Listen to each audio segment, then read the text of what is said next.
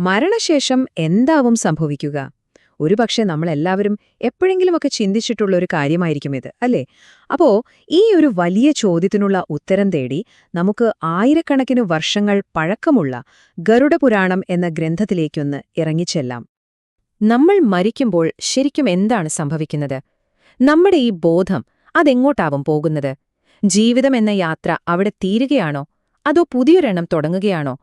ഈ ചോദ്യങ്ങൾക്കെല്ലാം ഗരുഡപുരാണം എന്താണ് മറുപടി പറയുന്നതെന്ന് നമുക്കൊന്ന് നോക്കിയാലോ?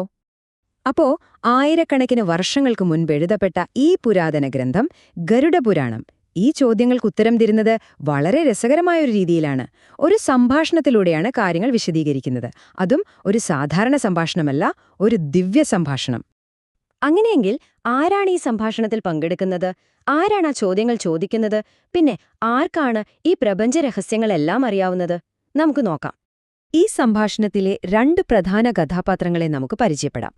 ഒരാൾ അറിയാനുള്ള അടങ്ങാത്ത ആഗ്രഹവുമായി നിൽക്കുന്ന പക്ഷിരാജാവായ ഗരുഡൻ. മറുഭാഗത്ത് പ്രപഞ്ചത്തിന്റെ സംരക്ഷകനായ സാക്ഷാൽ മഹാവിഷ്ണു. എല്ലാ ചോദ്യങ്ങൾക്കുമുള്ള ഉത്തരം കയ്യിലുള്ളയാൾ. ഗരുഡൻ നേരെ വിഷയത്തിലേക്ക് കടക്കുകയാണ്. വളച്ചുകെട്ടലൊന്നുമില്ല. ഭഗവാനെ, ഭയാനകവും ഒരുപാട് വേദനകൾ നിറഞ്ഞതുമായ ആ യമലോകത്തേക്കുള്ള വഴി അതെങ്ങനെയാണ്? പാപികളായ ആളുകൾക്ക് അവിടെ എന്ത് സംഭവിക്കും? ഇതാണ് ഗരുഡൻ അറിയേണ്ടത്. അപ്പോൾ മഹാവിഷ്ണു മറുപടി പറഞ്ഞു തുടങ്ങുകയാണ്. ആത്മാവിന്റെ അവസാന യാത്രയെപ്പറ്റി വിശദീകരിച്ചുകൊണ്ടാണ് അദ്ദേഹം തുടങ്ങുന്നത്. അതായത് ഈ ശരീരത്തിൽ നിന്നും പരലോകത്തേക്കുള്ള ആ യാത്ര അത് എങ്ങനെയുള്ളതാണ്?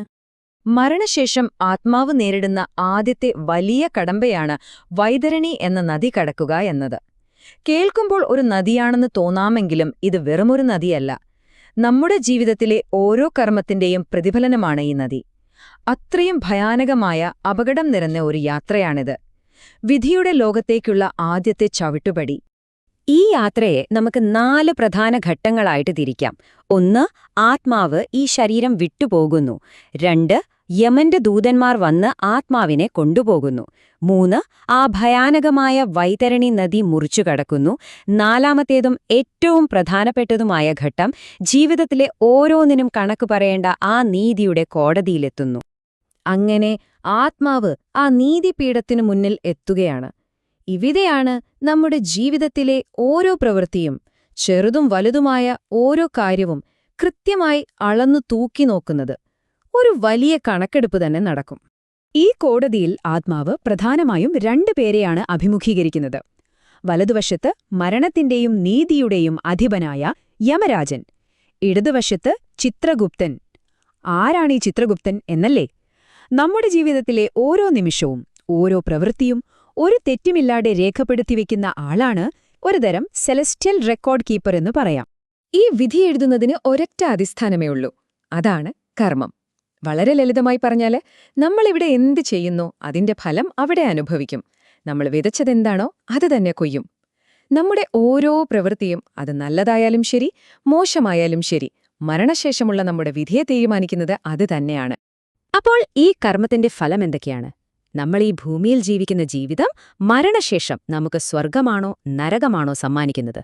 നമുക്കൊന്ന് നോക്കാം. ഗരുഡപുരാണം ഇക്കാര്യത്തിൽ ഒരു സംശയത്തിനും ഇട നൽകുന്നില്ല. വളരെ വ്യക്തമായി പറയുന്നുണ്ട്.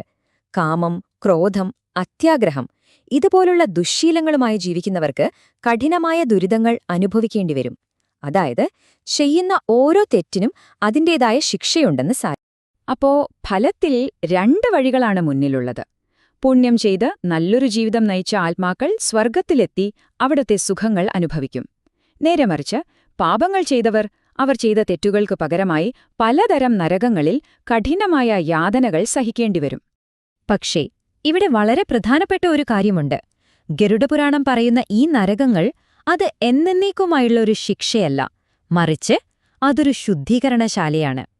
ആത്മാവിൽ പറ്റിപ്പിടിച്ച പാപങ്ങളെല്ലാം കഴുകിക്കളഞ്ഞ് അടുത്ത ജന്മത്തിലേക്ക് കടക്കുന്നതിനു മുമ്പ് ആത്മാവിനെ ശുദ്ധീകരിക്കുന്ന ഒരിടം.